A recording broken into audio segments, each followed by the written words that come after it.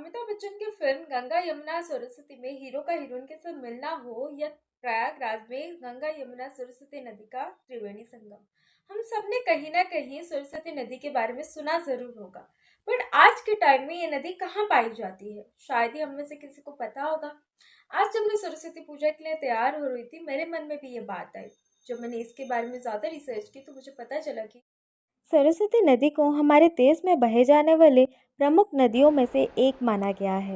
वैदिक शास्त्रों को भी माने तो सरस्वती नदी का उल्लेख किया गया है, परंतु कुछ लोग इसको एक माइथोलॉजिकल कॉन्सेप्ट मानते हैं, क्योंकि उनका मानना यह है सरस्वती नदी कभी रियल लाइफ में एग्जिस्ट ही नहीं करती। वहीं अगर एंशिएंट टाइम में देखें तो ऐसा कहा जाता है, हरियाणा से पंजाब फिर राजस्थान से होकर सरस्वती नदी महासागर में जाके मिलती है। अगर हम नदी के बारे में ज़्यादा रिसर्च करें तो हमें इससे जुड़ी दो फेमस थ्योरी सुनने को मिलती है।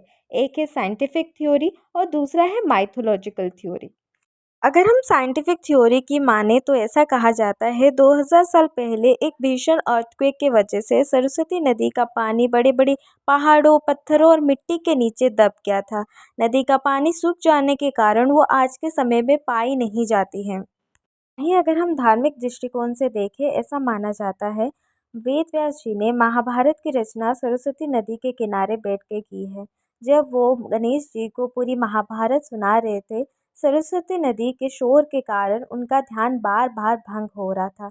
तभी वेद व्यास जी ने सरस्वती जी को धीरे बहने का अनुरोध किया ताकि वो महाभारत का कथा पूरा कर सके, परंतु सरस्वती नदी ने उनकी बात नहीं मानी। नदी के इस व्यवहार को देखते हुए वेदव्यास जी क्रोध में आके सरस्वती नदी को श्राप दे देते हैं और उसी क्षण माना जाता है नदी का सारा पानी सूख गया था।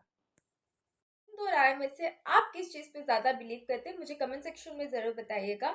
और अगर आपको सरस्वती नदी के बारे में कुछ ज्यादा जानकारी है तो मुझे वो कमेंट सेक्शन में बोलना मत भूलिएगा।